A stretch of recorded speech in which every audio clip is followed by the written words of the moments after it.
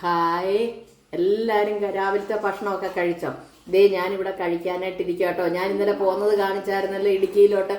അമ്മച്ചി സ്പെഷ്യൽ ഓയിലിനുള്ള പച്ചമരുന്നൊക്കെ ശേഖരിക്കാനും പറിച്ചു വെച്ചേക്കുന്ന എടുക്കാനും ഒക്കെ ആയിട്ട്. അപ്പൊ ഇന്നലെ ഇവിടെ ഇങ്ങോട്ട് പോകുന്നു കഴിഞ്ഞപ്പോ ഞാൻ സൽച്ചേച്ചിയുടെ അടുത്ത് വന്നാ കേട്ടോ തങ്ങിയത്. അപ്പൊ സൽച്ചേച്ചിയുടെ അടുത്ത് രാവിലെ എന്താ ഭക്ഷണം എന്ന് ചോദിച്ചാൽ നല്ല അടിപൊളി ചക്കപ്പുഴുക്കും ചിക്കനും ആകട്ടോ. ചിക്കൻ എന്ന് പറഞ്ഞാൽ ചുമ്മാ ഉണ്ടാക്കിയതല്ല, ഇത്തിരി ഗ്രേവിയൊക്കെ കുറച്ചിട്ട് ചക്ക ചിക്കൻ ബിരിയാണി ആയിട്ട് ഉണ്ടാക്കി വെച്ചേക്കുവാണേ.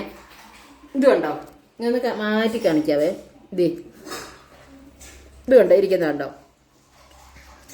ഇങ്ങനെ ചക്ക ചിക്കൻ ബിരിയാണി ഭയങ്കര ടേസ്റ്റ് ആകട്ടോ.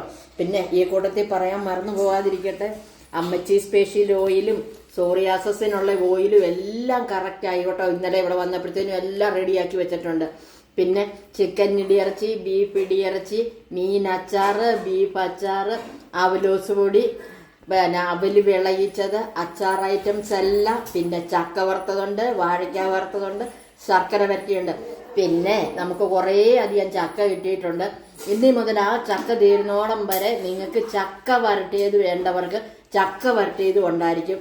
പിന്നെ ഇടുക്കിയുടെ സ്വന്തം പൈസസായ കാപ്പിപ്പൊടി, കുരുമുളക്, ഏലക്ക, ഗ്രാമ്പു, തേയില, കറുവപ്പട്ട, എല്ലാ ഐറ്റംസും. പിന്നെ കൂടാതെ ചുക്കുകൊണ്ട്.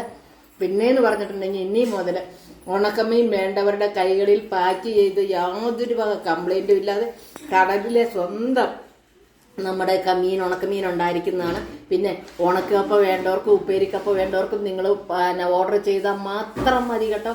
ഈ കാണുന്ന കോണ്ടാക്ട് നമ്പറിലോട്ട് ഓർഡർ ചെയ്താൽ നിങ്ങളുടെ കൈകളിൽ സ്റ്റോക്കുള്ള സാധനമാണ്. 4-ാം ദിവസം അല്ലാത്തതിന് ഒരു 4-5 ദിവസത്തെ താമസമേ വരുള്ളൂ കേട്ടോ.